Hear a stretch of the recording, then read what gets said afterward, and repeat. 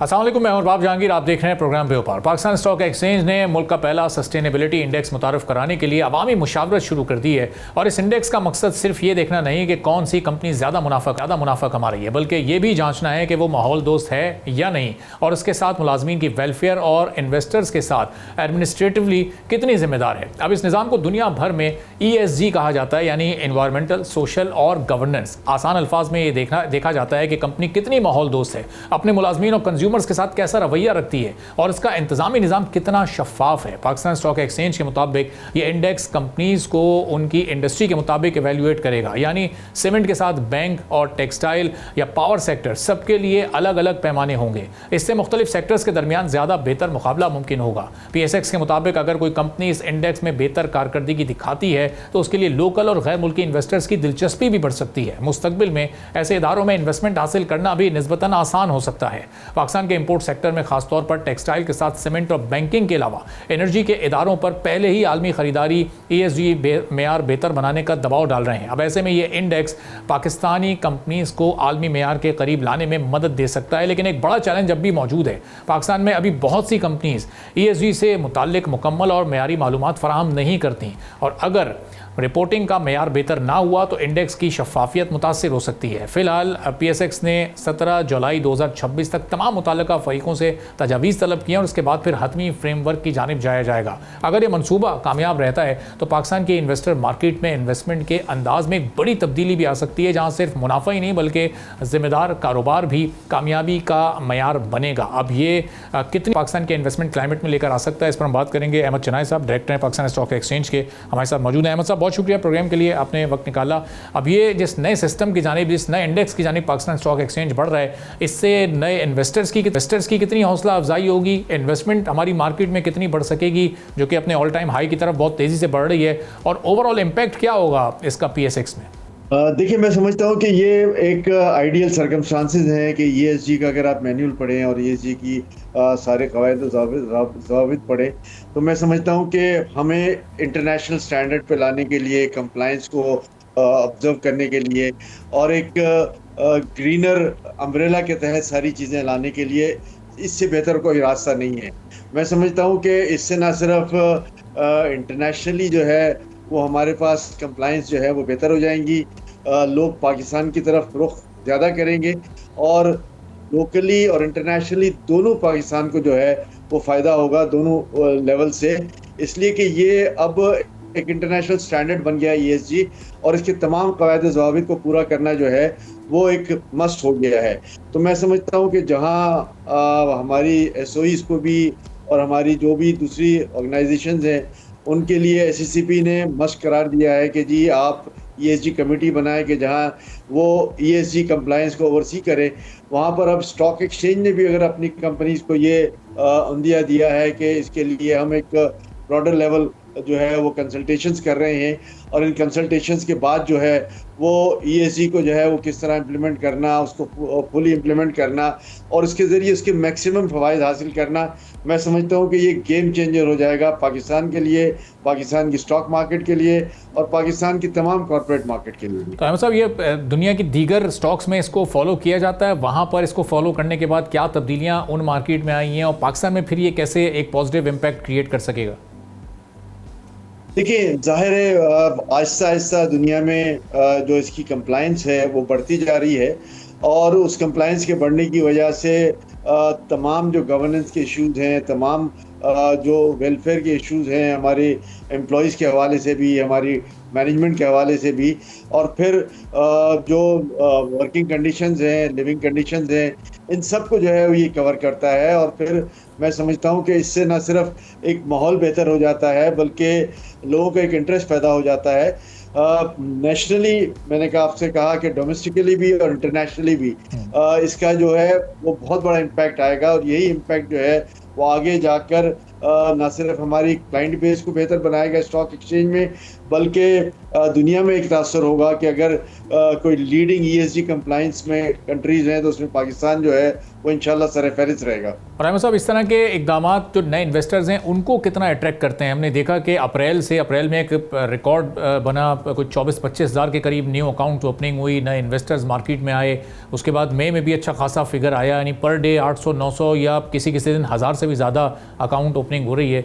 और ज़ाहिर है इसमें जो ये नई लीडरशिप SECP की आई है उनकी भी सपोर्ट बहुत अहम है। वो बड़े ऐसे इकदाम ले रहे हैं कि इक्विटी मार्केट में ज़्यादा से ज़्यादा लोग आएँ, इसका पार्ट बने। तो ये नए इन्वेस्टर्स के लिए भी एक अट्रैक्टिव अपॉर्चुनिटी हो सकती है। मार्केट इस वक्त बहुत तेज़ी के साथ ऊपर जा रही है, पिछला हफ्ता बड़ा अच्छा रहा, बेहतर रहा है।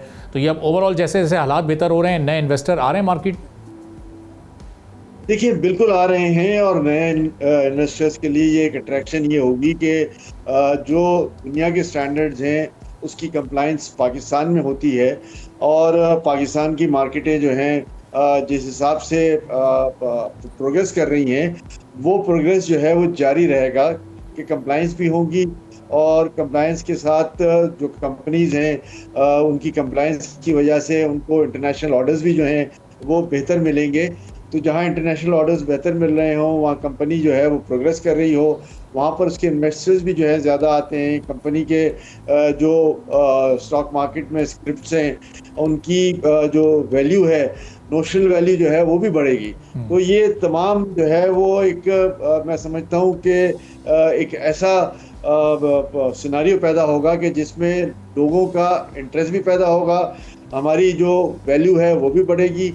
और मैंने पहले भी कहा कि इंटरनेशनली जो है वो हमारी जब एक्लेम हो जाएगी तो इंटरनेशनली लोगों का जो है वो रुख पाकिस्तान की तरफ होगा कि ये वो मुल्क है जो ना सिर्फ कंप्लायंस करता है बल्कि इसको इनकरेज भी करता है, और इसको अक्रॉस द बोर्ड पूरे पाकिस्तान में तमाम कंपनीज में फैलाने की बात होती है। और अहमद साहब, इसकी इवैल्यूएशन भी ज़ाहिर सेक्टर वाइज होगी ESG की। और जब ये कुछ बड़े स्टॉक्स हैं या जो रिलायबल स्टॉक्स हैं, ग्रोइंग स्टॉक्स हैं, फिर उनको क्या एक एज हासिल होगा? चूँकि हमारे चंद एक सेक्टर ऐसे हैं जो बहुत तेज़ी से ग्रो कर रहे हैं, बैंकिंग, उसमें हमारा टेक्नोलॉजी सेक्टर है, एनर्जी सेक्टर है, ऑयल एंड गैस का सेक्टर है, लेकिन कुछ सेक्टर्स ऐसे हैं जो अभी बहुत अरसे से डेड सेक्टर्स भी कहलाते हैं या वो उस तरह से नहीं परफॉर्म कर पा रहे हैं। तो ये एवेल्यूएशन भी सेक्टर की परफॉर्मेंस की बुनियाद पर होगी इसमें?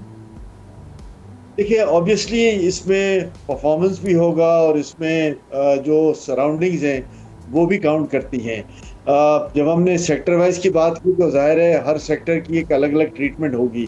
हम कुछ तो कंप्लायंस जो है वो यूनिवर्सल हैं जो सबको करनी होगी, और कुछ कंप्लायंसेस जो हैं वो टेलर मेड होंगी कि हर सेक्टर की जो है वो अलग अलग होगी। तो जहाँ सेक्टोरियल कंप्लायंसेस होंगी और उसमें जो भी जो है वो आगे बढ़ेगा, तो मैं समझता हूँ कि उसकी कंपनी जो है वो ज़्यादा प्रेफर्ड नज़र आएगी और उसको प्रेफरेंस दी जाएगी। तो जहाँ ये ESG कंप्लायंस वाली फैक्ट्री है और उसकी यूनिवर्सल कंप्लायंस अपनी जगह पर और उसकी टेलर मेड कंप्लायंस अपनी जगह पर, तो इन दोनों कंप्लायंसेस को मिलाकर जो है वो हम बेहतर तरीके से उस कंपनी को प्रेजेंट कर सकेंगे और उस कंपनी की वैल्यू जो है वो बेहतर नज़र आएगी। और आखिर में अहमद साहब ये भी बताइएगा कि प्राइवेट सेक्टर का इस पर क्या रिस्पांस है, इन तब्दीलियों को जो कि बड़ी पॉजिटिव हैं, इनको वेलकम किया जा रहा है भरपूर तरीके से कंपनीज की जानिब से भी? देखिए कोई भी नई चीज़ होती है उसको एक्सेप्टेबिलिटी आने में थोड़ा टाइम लगता है, लेकिन मैं समझता हूँ कि ESG की जो अगर आप पूरी तरीके से इसकी इन डेप्थ स्टडी करें और हमारे लोग इस बात पर कायल हो जाएं कि नहीं ये हमारी रोज़मर्रा ज़िंदगी के लिए भी बेहतर है, हमारी कंपनी की जो दूसरी ज़रूरियात हैं उसको बेहतर तरीके से देखता है, तो मैं समझता हूँ कि लोग बहुत जल्द उसके आदी हो जाएंगे और इसको वेलकम करेंगे। आज तो हम ये कॉरपोरेट सेक्टर में कर रहे हैं, कल सुबह मैं समझता हूँ कि ये कॉरपोरेट सेक्टर में जो प्राइवेट कंपनीज़ हैं उन पे भी जो है ये बात जाती है और उसके बाद डाउन द लाइन AOP और पार्टनरशिप पे भी जाएगी। तो ये कारोबारी लोगों के लिए इम्पेरेटिव है कि उसकी तैयारी कल नहीं आज से शुरू कर दें, और जब ये वक्त आएगा तो उस वक्त हम फुली कंप्लाइंट होंगे और हमें उसमें मुश्किल नज़र नहीं आएगी कोई। ठीक है, बहुत बहुत शुक्रिया अहमद चनाय साहब, डायरेक्टर पाकिस्तान हमारे साथ मौजूद थे। गुफ्तगू आपने सुनी। प्रोग्राम के सिलसिले को आगे बढ़ाते हैं कि आलमी मार्केट में ऑयल की कीमतें एक बार फिर बढ़ने जा रही हैं और क्या आलमी मईशत एक बार फिर मुतासर होने वाली है। अब ये सारे सवालात क्यों एक बार फिर पैदा हो रहे हैं, इस पूरी सूरत-ए-हाल पर एक नज़र डालते हैं। दुनिया में जंग सिर्फ बारूद, मिसाइल या लड़ाका तैयारों से नहीं लड़ी जाती, बल्कि कभी कोई एक सियासी फैसला ऐसा होता है जो पूरे खित्ते या फिर पूरी दुनिया को भी अपनी लपेट में ले लेता है और उसका नक्शा ही बदल देता है। और फिर उसकी कीमत ज़ाहिर है सिर्फ हुकूमतें नहीं अदा करती बल्कि आम लोग अदा करते हैं, कभी महंगे पेट्रोल की सूरत में, कभी बढ़ती हुई महंगाई की शक्ल में और कभी रोज़गार के नए बहरान की सूरत में। अब ताज़ा तरीन क्या होने जा रहा है, ज़रा ये सूरत हाल आप सुने। इसराइल के वज़ीर आज़म नेतन्याहू ने अमरीकी सदर डोनाल्ड ट्रंप को ये धमकी दी है कि तुर्की को जदीद F-35 F-35 स्टेल्थ लड़ाका तैयारे ना दिए जाएं। इसराइल का मौक़िफ़ है कि अगर तुर्की के पास ये जदीद तैयारे आ गए तो मशरिक़ वस्ता में ताकत का तवाज़ुन बदल सकता है और इसराइल की फ़ौजी बर्तरी को चैलेंज मिल सकता है। अब डोनाल्ड ट्रंप बुरी तरह फंस गए क्योंकि एक तरफ नेतन्याहू हैं जो ट्रंप से अपनी बात को हर हाल में मनवाना चाहते हैं और दूसरी तरफ तुर्की है जो बरसों से F-35 प्रोग्राम में वापसी की कोशिश कर रहा है। अगर ट्रंप ने इसराइल की बात मान ली तो तुर्किया और अमेरिका के ताल्लुकात कुछ ख़राब हो सकते हैं, जो ट्रंप बिल्कुल भी नहीं चाहते। और अगर तुर्किया को ग्रीन सिग्नल मिल गया तो इसराइल इसे अपनी कौमी सलामती के लिए एक बड़ा ख़तरा समझेगा और अमेरिका और इसराइल के ताल्लुकात पहले जैसे नहीं रहेंगे। यानी मामला सिर्फ एक हथियार की खरीदो फरोख्त का नहीं है, बल्कि ये इस बात का इम्तिहान भी है कि अमेरिका अपने दो अहम इत्तेहादियों के दरमियान किसका साथ देता है। और जब मशरिक़ वस्ता में ताकत की ऐसी जंग शुरू होती है तो फिर इसके असरात सरहदों तक महदूद नहीं रहते, जो हालिया दिनों में हमने देखा भी है। और इसका सबसे पहला असर पड़ता है तेल की कीमतों पर, तेल की मंडी पर। सरमायाकार फौरी तौर पर वहाँ घबरा जाते हैं। आलमी मार्केट्स में बेयकीनी फौरी बढ़ जाती है। शिपिंग और इंश्योरेंस के खर्चे कई गुना बढ़ जाते हैं, जैसा पिछले 4 महीनों में हुआ। सप्लाई चेन शदीद मुतासिर हो जाती है और फिर वही चीज़ें जो रोज़मर्रा ज़िंदगी का हिस्सा यानी पेट्रोल, डीजल, बिजली, ट्रांसपोर्ट, खुराक और फिर आम इस्तेमाल की चीज़ें सब की सब महंगी होने लगती हैं। दुनिया अभी पिछले चंद महीनों की महंगाई, बुलंद शरह सूद और माशी सुस्त रवि से पूरी तरह बाहर नहीं आ सकी है। इस सूरत हाल में अगर मशरिक़ वस्ता में एक नया बड़ा झगड़ा खड़ा होता है तो आलमी मईशत को एक और धचका लग सकता है। स्टॉक मार्केट्स में उतार चढ़ाव बढ़ सकता है, इन्वेस्टमेंट्स सुस्त हो सकती हैं या रुक सकती हैं और फिर तरक्की पजीर ममालिक, जिनमें ज़ाहिर पाकिस्तान भी शामिल है, उन पर इसका बोझ कहीं ज़्यादा पड़ सकता है क्योंकि ऐसे ममालिक पहले ही महंगी एनर्जी और इम्पोर्ट बिल का सामना कर रहे होते हैं। यानी फैसला अगर वाशिंगटन में होगा तो इसका असर कराची के पेट्रोल पंप से लेकर सब्जी मंडी तक महसूस किया जा सकता है और ये एक हकीकत भी है। अब यहाँ बहुत सारे सवालात पैदा होते हैं। नेतन्याहू आखिर ट्रंप पर इतना दबाव क्यों डाल रहे हैं? तुर्किया के F-35 लेने से इसराइल को असल खतरा क्या है और क्या ट्रंप दोनों इत्तेहादियों को एक साथ मैनेज कर पाएंगे? और फिर सबसे अहम सवाल, क्या ये कशीदगी दुनिया को एक ऐसे माशी तूफान की तरफ ले जा रही है जिसकी कीमत एक बार फिर आम आदमी को अपनी जेब से अदा करनी पड़ेगी? तो आने वाले प्रोग्राम्स में इन तमाम सवालात के हम ज़रूर पहुंचाएंगे क्योंकि दुनिया की सूरत हाल बहुत तेज़ी से तब्दील हो रही है और जब ये तब्दील होती है तो हर एक आम आदमी की ज़िंदगी तक इसका असर ज़रूर पहुंचता है। एक ब्रेक लेते हैं, ब्रेक के बाद वापस आएंगे, एक और आम मौजू पर बात करेंगे। एक बार फिर आपको प्रोग्राम में खुशामदीद कहेंगे। क्या हुकूमत ने हाइब्रिड गाड़ियों को सस्ता करने के बजाय मजीद महंगा कर दिया है? क्या फ्यूल बचाने वाली गाड़ी खरीदना आम पाकिस्तानी के लिए पहले से भी ज़्यादा मुश्किल हो जाएगा क्योंकि 1 जुलाई से एक अहम टैक्स रियायत ख़त्म हो चुकी है, जिसके बाद इंपोर्टेड हाइब्रिड गाड़ियों पर मजमूई टैक्स का बोझ तकरीबन 25% तक पहुँच गया है। अब इस फैसले से कौन सी गाड़ियाँ सबसे ज़्यादा महंगी होंगी? क्या लोकल हाइब्रिड गाड़ियाँ भी मुतासिर होंगी और क्या इसके नतीजे में लोग दोबारा पेट्रोल वाली गाड़ियों की तरफ वापस जाएंगे? आज ये बहुत सारे सवालात हैं जिनके जवाब जानना इस वक्त बहुत ज़रूरी है और आप तक पहुंचाना भी बहुत ज़रूरी है। वफाकी बजट 2026-27 के बाद पाकिस्तान में हाइब्रिड गाड़ियों पर टैक्स मजीद बढ़ गया है। 1 जुलाई से हाइब्रिड गाड़ियों को मिलने वाली रियायती सेल्स टैक्स सहूलत ख़त्म हो चुकी है और उसके बाद इंपोर्टेड हाइब्रिड गाड़ियों पर मुख्तलिफ टैक्स मिलाकर तकरीबन 25% का इजाफा हो चुका है। अब इस तब्दीली का सबसे बड़ा असर इंपोर्टेड हाइब्रिड गाड़ियों की कीमतों पर पड़ेगा। पहले हुकूमत कम फ्यूल खर्च करने वाली और माहौल दोस्त गाड़ियों की हौसला अफजाई करने के लिए रियायत दे रही थी। अब ये रियायत ख़त्म होने से कंज्यूमर्स को ज़्यादा कीमत अदा करनी पड़ेगी। लेकिन ये एक नया टैक्स नहीं बल्कि पहले से मौजूद टैक्सेस के साथ रियायत ख़त्म होने का असर है। अब इसमें सेल्स टैक्स के साथ फेडरल एक्साइज ड्यूटी और फिर दीगर इंपोर्ट टैक्सेस भी शामिल हैं। इंपोर्टेड हाइब्रिड गाड़ियों की कीमत बढ़ने से ख़रीदार दोबारा क्या रवायती पेट्रोल गाड़ियों या इस्तेमाल शुदा इंपोर्टेड गाड़ियों की तरफ जा सकते हैं? इससे पाकिस्तान में माहौल दोस्त टेक्नोलॉजी अपनाने की रफ्तार भी सुस्त पड़ने का खदशा है। हुकूमत के इस फैसले से लोकल सतह पर तैयार होने वाली हाइब्रिड गाड़ियां भी मुतासिर हो सकती हैं, लेकिन उन पर कीमतों का दबाव इंपोर्टेड गाड़ियों के मुकाबले में निस्बतन कम रहने का इम्कान है, क्योंकि उन पर मुकम्मल इंपोर्ट ड्यूटीज़ लागू नहीं होंगी। अब ऑटो इंडस्ट्री के लिए एक और बड़ा मसला पॉलिसी में बार बार तब्दीली का भी है। जब हुकूमत कभी रियायत देती है और फिर अचानक उसको वापस भी ले लेती है तो कंज्यूमर खरीदारी में दिलचस्पी नहीं लेते, डीलर्स गैर यकीनी सूरत हाल का शिकार हो जाते हैं और फिर कंपनीज के लिए कीमतों और पैदावार की प्लानिंग मुश्किल हो जाती है। अब हुकूमत को इस इकदाम से शॉर्ट टर्म में ज़्यादा टैक्स इनकम तो मिल सकती है, लेकिन लॉन्ग टर्म में हाइब्रिड गाड़ियों की फ़रोग के साथ फ्यूल की बचत और माहौलियाती टारगेट्स भी यकीनी तौर पर मुतासिर होंगे। अगर फ्यूचर में पेट्रोल की कीमतें मज़ीद बढ़ती हैं तो फिर महंगी हाइब्रिड गाड़ियाँ आम कंज्यूमर की पहुँच से मज़ीद दूर हो जाएंगी। अभी क्या क्या चैलेंजेस इसमें वाले हैं और ऑटो पॉलिसी को लेकर इस वक्त हुकूमत की क्या सोच है, कितना फैसिलिटेशन के बारे में हुकूमत इस वक्त सोच रही है, इस पर हम गुफ्तगू करेंगे। मशहूद अली खान साहब ऑटो सेक्टर एक्सपर्ट हैं, हमारे साथ मौजूद हैं। मशहूद साहब, बहुत शुक्रिया प्रोग्राम के लिए आपने वक्त निकाला। अभी हाइब्रिड गाड़ियों पर जो 25% टैक्स का इजाफा होने जा रहा है, ये इससे बाइंग कैपेसिटी लोगों की कितनी मुतासिर होगी और इनकी सेल्स कितनी कम हो सकती हैं? जी, जो बजट पे हम बात कर लेते हैं कि जो बजट आया और उसके बाद जो थोड़ी सी डिटेल्स आई, उसमें ये क्लियरिटी दी गई कि 2000 सीसी से अबव पे टैक्स रेशियो बढ़ रहा है। और दूसरा ये कि जो 2 करोड़ रुपए से ज़्यादा की गाड़ियाँ हैं, तो 2 करोड़ रुपए से ज़्यादा की जो गाड़ियाँ हैं मौजूद, वो सार्फिन, आम सार्फिन के लिए तो नहीं कहलाई जाएंगी, वो बड़ी एक्सपेंसिव है। तो उस पर इन्होंने FAD का टैक्स और क्या कहते हैं सेल टैक्स को मैं थोड़ा सा एडजस्टमेंट किया है। उसकी बुनियादी वजह जो ये बताते हैं, वो ये कहते हैं कि हम फंडिंग प्रोग्राम में हैं और फंडिंग प्रोग्राम के तहत IMF की इस फंडिंग प्रोग्राम में हमें अपने टैक्सेस को कुछ एडजस्ट करना है, जिसकी वजह से इन्होंने आपके सामने जो हाइब्रिड व्हीकल्स है, इलेक्ट्रिक व्हीकल्स में जो सब्सिडी दी जा रही थी, उसको थोड़ा सा रिड्यूस किया है। तो इसका इम्पैक्ट अल्टीमेटली ज़ाहिर है OEMs पे आएगा जो अभी असेंबली कर रहे थे यहाँ पे, और उसकी वजह से प्राइसेस भी बढ़ेगी। मगर देखने वाली बात यह है कि देखिए, लॉ पॉलिसी किसी भी मुल्क में एक इंडस्ट्रियल पॉलिसी होती है जो एक रूट मैप का तयन करती है।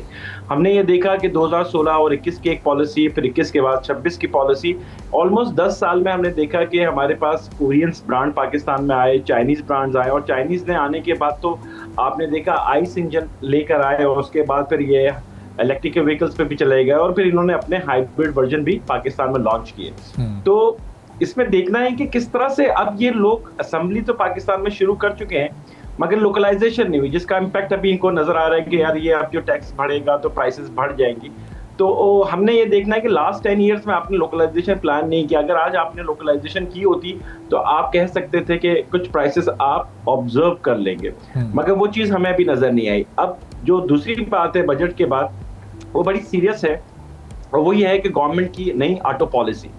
अब जो गवर्नमेंट ने ड्राफ्ट डिस्कस किया था, उस ड्राफ्ट के तहत तो उन्होंने ये कहा है कि वो मजीद टैरिफ को रिड्यूस करेंगे।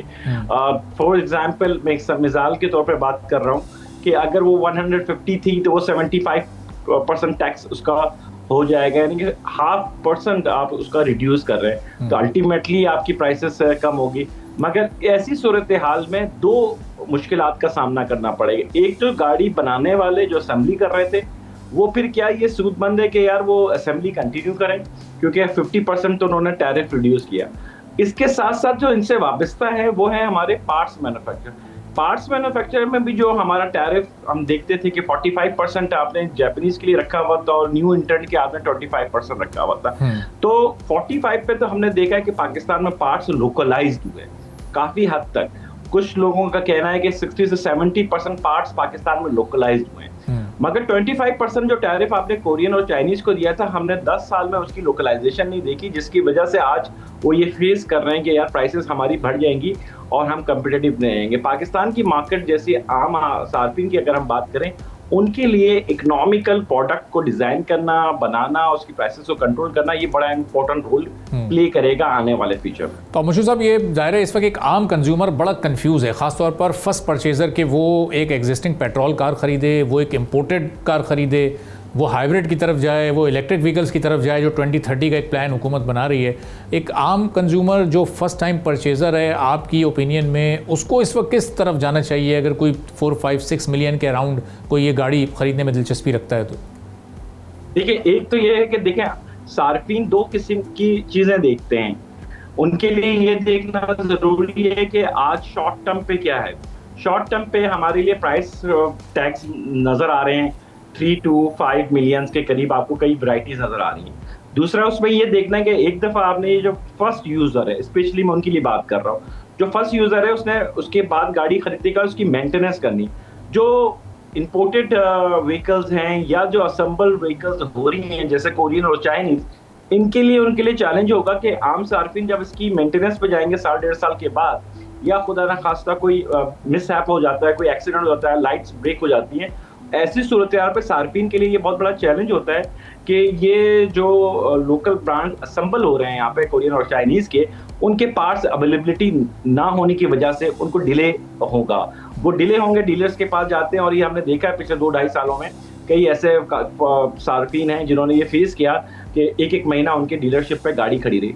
तो जो फर्स्ट यूजर हमारा पाकिस्तान में है, उसके लिए इंपॉर्टेंट है अपना डिसीजंस लेने के लिए 2 चीजों को तयन करना है। एक तो प्राइस देखेगा कि आइस इंजन, हाइब्रिड और इलेक्ट्रिकल व्हीकल्स में उसके पास क्या ऑप्शन मौजूद है। दूसरा, आफ्टर सेल्स सर्विस कितनी अवेलेबल है। आफ्टर सेल्स सर्विस में स्पेयर और सर्विस के स्पेयर पार्ट्स आते हैं, तो हमारे पास ये कितनी अवेलेबिलिटी है कि ये पार्ट्स हमारे लिए इजीली है ताकि उसकी रनिंग कॉस्ट कम हो।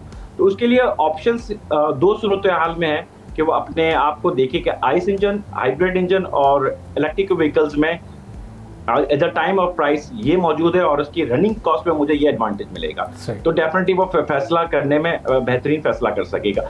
जो पाकिस्तान में गाड़ियां अब तक मैन्युफैक्चर हो रही हैं, स्पेशली इन जापानीज प्लेटफॉर्म से हम कह सकते हैं कि उनका 60 to 70% पार्ट्स लोकलाइज्ड हैं।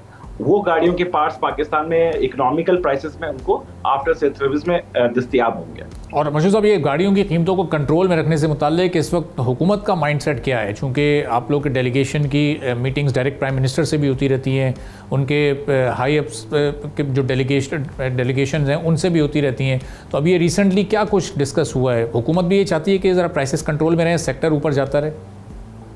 देखिए, इस वक्त आज सुबह भी हमारी प्राइम मिनिस्टर साहब से मीटिंग हुई। वो स्पेशली एसएमईज के पॉइंट ऑफ व्यू से पाकिस्तान में जो एसएमईज का की रोल प्ले कर रहे हैं उनको उन्होंने अप्रिशिएट भी किया, और उसमें 2 बातें आज हमने डिस्कस की। एक तो हमने उनसे कहा कि पाकिस्तान का जो एसएमई है उसके पास एक्सेस टू फाइनेंस नहीं है। जो स्मॉल मीडियम मैन्युफैक्चरर्स हैं उनके लिए सबसे बड़ी हर्डल इसमें फाइनेंस की, तो उस पर बड़ा सीरियस उन्होंने अपने कमेंट्स दिए मीटिंग के दौरान। और आफ्टर 2 days जो है वो स्टेट बैंक के साथ और प्राइवेट कमर्शियल बैंकिंग के साथ भी वो बात कर रहे हैं जिसमें वो इजी फाइनेंसिंग हो, क्योंकि इस वक्त कमर्शियल बैंक्स हमारे फाइनेंस नहीं दे पाते एसएमईज को, वो रिलेक्टेंट होते हैं। तो ये तो उनका एक पॉइंट ऑफ व्यू सामने आया। इसी बात पे हमने ये कही कि पाकिस्तान में जब आप एक तरफ एसएमईज के लिए जो कारखानेदार हैं छोटे और माइक्रो, उनके लिए आप इतनी तकदो कर रहे हैं, तो दूसरी तरफ जो एग्जिस्टिंग इंडस्ट्री है वो क्यों तकलीफ का शिकार हो रही है, उसकी तरफ हम इस तरफ क्यों नहीं पॉइंट ऑफ व्यू ले पा रहे कि ये जो एग्जिस्टिंग इंडस्ट्रीज हैं इनके ऑटो पार्ट्स मैन्युफैक्चर यहाँ पे भी बड़े तादाद में एसएमईज मौजूद हैं। तो ये थोड़ा सा कंफ्यूजन जरूर पाया गया, बट आई थिंक हम उम्मीद करते हैं अगले हफ्ते दोबारा मीटिंग होगी तो इस पॉइंट पे हम डिस्कस कर रहे हैं कि जो पॉलिसी आने वाली है उसमें आप लोकल मैन्युफैक्चरर्स के साथ साथ एसएमईज को फोकस करें, ताकि ये बैकबोन जो आपकी है सिर्फ अल्फाज की हद तक नहीं बल्कि पाकिस्तान की मेन जो रीढ़ की हड्डी है उसको हम प्रोटेक्ट कर सकें। उसमें हमारे मैन्युफैक्चरर्स भी आएंगे और जाहिर है हमारे आम सार्फिन भी आएंगे। ठीक है, बहुत बहुत शुक्रिया मसूद अली खान साहब, ऑटो सेक्टर एक्सक्लूसिव थे। गुफ्तगू आपने सुनी। एक ब्रेक लेते हैं, ब्रेक के बाद वापस आएंगे, एक और आम मौजू पर बात करेंगे। एक बार फिर आपको प्रोग्राम में खुशामदीद कहेंगे। तनख्वाहदार तबके के लिए सूरत हाल बड़ी अजीब व गरीब और चैलेंजिंग है। हर महीने तनख्वाह आती है और उसी दिन हुकूमत भी अपना हिस्सा ले लेती है। आपने अभी पैसे देखे भी नहीं होते कि टैक्स पहले ही कट जाता है। अब हुकूमत ने गुज़िश्ता साल ये कहा था कि आने वाले फिस्कल ईयर में तनख्वाहदार तबके को रिलीफ दिया जाएगा। अब सवाल यहाँ पर यह है कि नए माली साल 2026-27 में क्या तनख्वाहदार तबके को वाकई रिलीफ मिला है या फिर यह सिर्फ नंबर्स का खेल है। हुकूमत ने इस साल तकरीबन 15.3 ट्रिलियन रुपए टैक्स जमा करने का हदफ रखा है। अब इतना बड़ा हदफ पूरा कैसे होगा? हुकूमत का यह कहना है कि सैकड़ों अरब रुपए नई टैक्स पॉलिसीज, बेहतर इम्प्लीमेंटेशन और सख्त निगरानी से आएंगे। मतलब एक बात वाज़ेह है कि टैक्स वसूली का प्रेशर इस साल भी ख़त्म नहीं होने वाला। अब तारीखी हक़ाइक़ ये हैं कि सबसे ज़्यादा बोझ सिर्फ पिछले 3 सालों का जायज़ा हम लें तो तनख्वाहदार तबके पर ही नज़र आता है। गुज़िश्ता माली साल में सबसे ज़्यादा टैक्स देने वालों में तनख्वाहदार तबके ने तकरीबन 633 अरब रुपए इनकम टैक्स दिया है। इसके मुकाबले में गुज़िश्ता माली साल 2024-25 में भी 585 अरब रुपए सैलरी क्लास ने ही टैक्स की सूरत में अदा किए थे और अब इस आने वाले साल फिर 580 अरब से ज़ायद अदा करने हैं।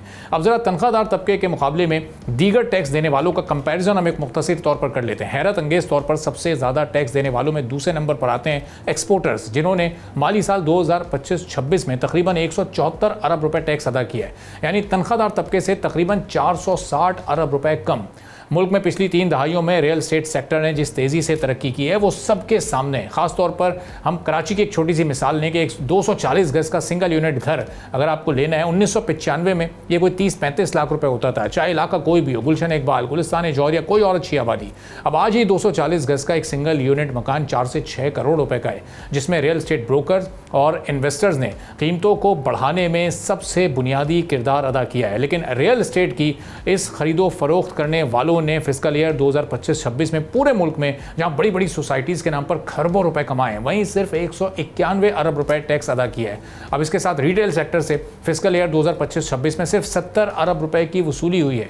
अब ये एफबीआर की टैक्स लॉज की इंप्लीमेंटेशन और इन्फोर्समेंट की कैपेसिटी और कॉम्पिटेंसी पर एक बड़ा सवालिया निशान है। इसकी राह में किसी हद तक पंजाब हुकूमत भी ताजिरों के हक में खड़ी हमें नजर आती है। साल 2025-26 में रिटेलर से टैक्स वसूली की एक नाकाम स्कीम ताजिर दोस्त स्कीम के नाम से सामने आई थी। इस माली साल में भी फिक्स टैक्स स्कीम मुतारिफ करवाई गई है, जिसमें ताजिरों को कम से कम कॉर्पोरेट कारोबारी डिटेल के साथ 2 मिलियन के टर्नओवर पर 25,000 रुपए टैक्स देना होगा। यानी टैक्स वसूली का ज़्यादातर बोझ सिर्फ तनख्वाहदार तबके पर ही इस साल भी रहेगा, क्योंकि उनका टैक्स दायरे छुप नहीं सकता, वो तनख्वाह आने से पहले ही कट जाता है। अब यहाँ सवाल एक और है कि क्या वाकई तनख्वाहदार तबके को रिलीफ मिला है? हुकूमत ने कहा है कि तनख्वाहदार तबके को रिलीफ दिया गया है। IMF के मुताबिक इस साल महंगाई की शरह तकरीबन 8% रहने का अंदाज़ा लगाया गया है, और अगर आप खुशकिस्मत हैं या किसी ऐसे इदारे में हैं जहां आपकी सालाना 10% के हिसाब से तनख्वाह बढ़ भी जाती है, तो भी सालाना आप अपनी तनख्वाह से 2% ही इस हिसाब से बचा सकेंगे, जो ज़मीनी हक़ाइक़ को देखते हुए मुमकिन नज़र नहीं आ रहा। अब हुकूमत ये कहती है कि मईशत चलाने के लिए टैक्स भी ज़रूरी है, ये बात दुरुस्त भी है, लेकिन दूसरा अहम सवाल है कि क्या टैक्स का बोझ सब पर बराबर से तकसीम किया जाए, या फिर सबसे आसान हदफ हमेशा की तरह इस साल भी तनख्वाहदार तबका ही बनाया और रहेगा। अब ये सवालात के जवाब जानने की हम कोशिश करेंगे। हमारे अशफाक तोला साहब प्रेसिडेंट हैं तोला एसोसिएट्स के, टैक्स एक्सपर्ट हैं। हमारे साहब बहुत शुक्रिया प्रोग्राम के लिए, आपने वक्त निकाला। अब सैलरीड क्लास को कहने को तो ये 52-53 अरब का रिलीफ मिला है, लेकिन जब हम टोटल अमाउंट पर जाते हैं तो सालाना वही 580 अरब से ज़ायद हर एक की तनख्वाह में कोई 2-4-5 हज़ार का फ़र्क आ गया है, लेकिन ओवरऑल तो सिचुएशन बिल्कुल भी नहीं बदली है। जी बिस्मिल्लाहिर्रहमानिर्रहीम। थैंक यू अरबाब भाई। देखिए अरबाब भाई, हर साल मैं आपके प्रोग्राम में यही बात करता हूँ कि सैलरीड क्लास वालों की जो है ना पिछले 4 से 5 साल में कमर तोड़ दी है। अच्छा, आपने भी देखा होगा कि जो है हर न्यूज़ चैनल में ये डेटा तो आ गया है कि जी सैलरीड क्लास ने 630 अरब रुपए जो है इसका ईयर अभी गुजरा है उसमें दिए हैं।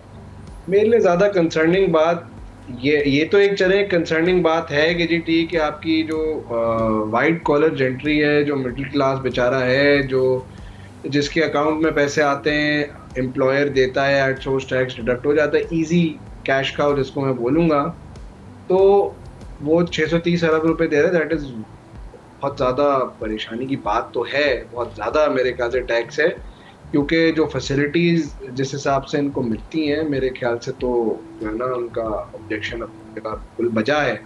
मगर आप साथ साथ ये देखें कि पिछले साल से सिर्फ और सिर्फ जो इजाफा हुआ है सैलरी क्लास के टैक्स में वो 24 अरब रुपए। आपको याद होगा कि मैंने पिछले साल आप ही के प्रोग्राम में ये कहा था कि जी अगर आप जो है if you keep on milking the same old cow तो ये डेड वेट लॉस क्रिएट कर सकता है। तो आप खुद अंदाज़ा लगाएं कि देखिए तनख्वाहें भी बढ़ी हैं, जाहिर सी बात है, और इन्फ्लेशन भी बढ़ा है, तो जाहिर सी बात है एम्प्लॉयर्स ने तनख्वाहें तो बढ़ाई होंगी। तो सिर्फ 24 अरब रुपए का इंक्रीज, तो सर आप जो है ना मुझसे शायद बेहतर समझते हैं कि व्हाट डज दैट इंडिकेट, कि either we are going towards a dead weight loss, या तो फिर लोगों ने दूसरे रास्ते इख्तियार करना शुरू करें सैलरी रिसीव करने। आइदर वे मेरे ख्याल से सरकार के लिए इसमें एक सबक है कि जी आप डॉक्यूमेंटेड सेक्टर को इतना ना पीटें कि फिर वो मजबूर हो जाए कि या तो वो जो है फिर एम्प्लॉयज़ तनख्वाह बढ़ाना रोक दें, सही है, या फिर वो और रास्ते इख्तियार करना शुरू हो जाए। ये जो है ना जितनी ये कॉन्फिस्केटरी पॉलिसीज़ होती है ना, ये कभी भी आवाम के लिए, बिजनेस के लिए, कारोबार के लिए, कारोबारी शख्सियात के लिए कभी भी ये जो है ना ये अच्छी नहीं होती हैं, और ये उल्टा ये नेगेटिव इम्पैक्ट होता है इनका, जो है ना ये कभी पॉजिटिव इम्पैक्ट इन चीज़ों का नहीं होता।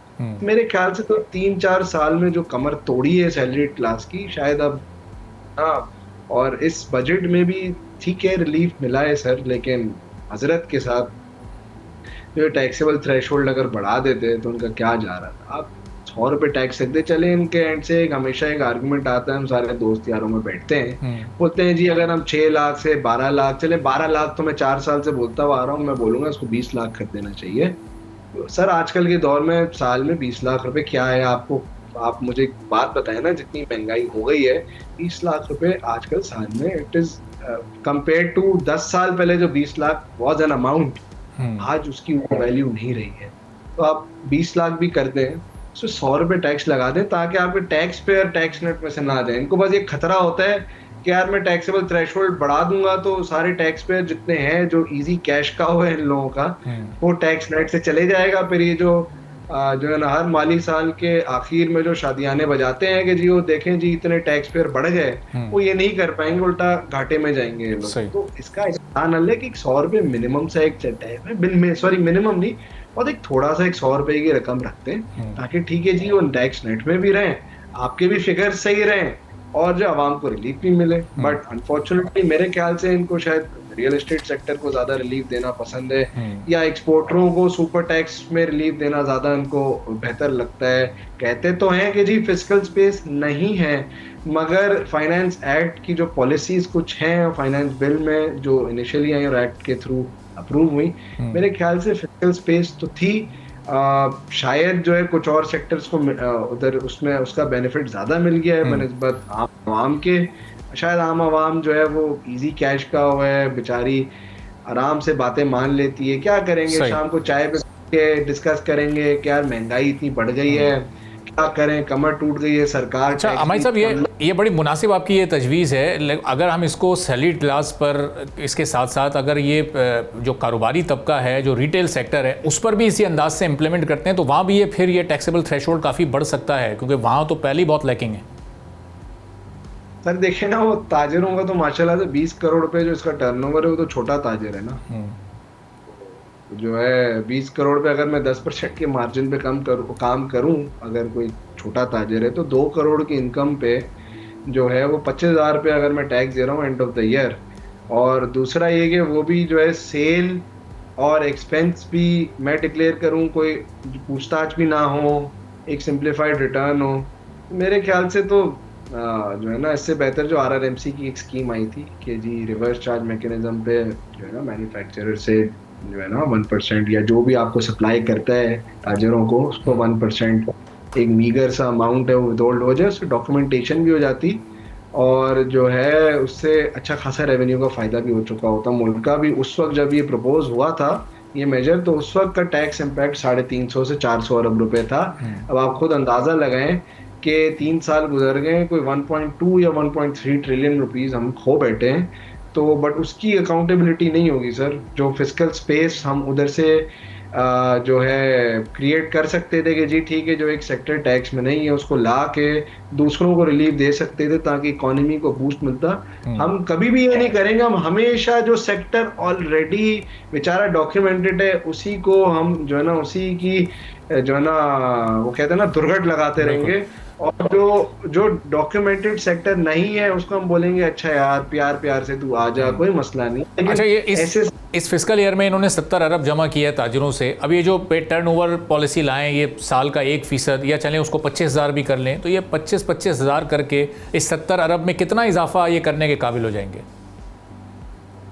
सर मेरे ख्याल से तो खातिर को कोई फायदा नहीं होगा, खातिर को कोई फायदा नहीं होगा। आपको इस बात से खुद अंदाजा लगाएं कि कहाँ मैं आपको जो रिवर्स चार्ज वाली बता रहा था RRMC की, कहाँ 450 अरब और कहाँ 70 अरब, आपको अंदाजा लगा लें। जो नेट लॉस है 350, चले मैं कंजर्वेटिव 300 अरब का एस्टिमेट लगा लेता हूँ, नेट लॉस जो है 300 अरब का अगर वो कर लें, तो मुझे एक बात बताएं ना, बाकी जो सेक्टर्स जो ओवर बर्डनड हैं ऑलरेडी, जिसमें जो है सैलरीड क्लास भी है, जिसमें मैं खुद हूँ सर्विस सेक्टर से जो मेरा ताल्लुक है, मेरे टर्नओवर पे अगर मैं, और आप देखें ना मैं कंपनी को सर्विस देता हूँ तो मेरे टर्नओवर पे 15% डिडक्ट हो जाता है। मतलब अगर मिसाल के तौर पे, एक just to keep it very simple, अगर मैं कंपनी को जो है ना लाख रुपए चार्ज करता हूँ मिसाल के तौर पे, तो 15,000 रुपए उस पे कंपनी डिडक्ट करके जो है ना जमा करवा देती है सरकार को, मेरे खाते में 85,000 रुपए आते हैं। आप मुझे एक बात बताएं ना, मैं जो है छोटा ताजिर जो है जिसका 20 करोड़ रुपए टर्नओवर है, वो 15,000 रुपए दे के फारिग हो रहे हैं, तो यार मैंने कौन सा गुनाह किया? मैंने बल चले मेरी छोड़ दें यार, बाकियों ने क्या गुनाह किया है सर जी? कि जो है ये डबल स्टैंडर्ड क्यों है, डिस्क्रिमिनेशन क्यों होती है, आज तक किसी को समझ में नहीं आती है। जिसको रिलीफ बस देना होता है दे देते हैं, जिसको ऑप्टिक्स के लिए, जिसको टैक्स करना होता है ऑप्टिक्स के लिए कर देते हैं।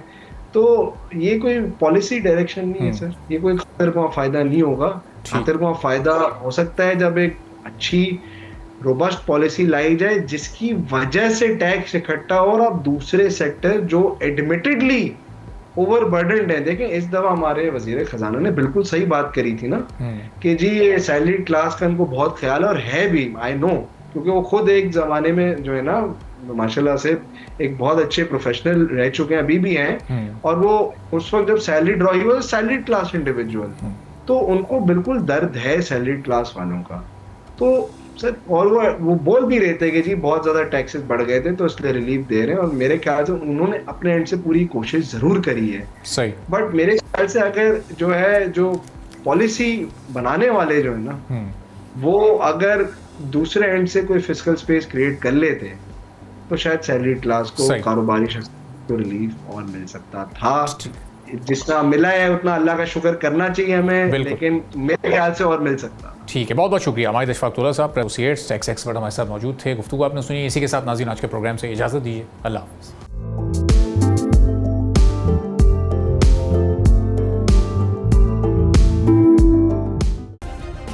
सब्सक्राइब करें और बेल दबाएं ताकि कोई खबर रह न जाए।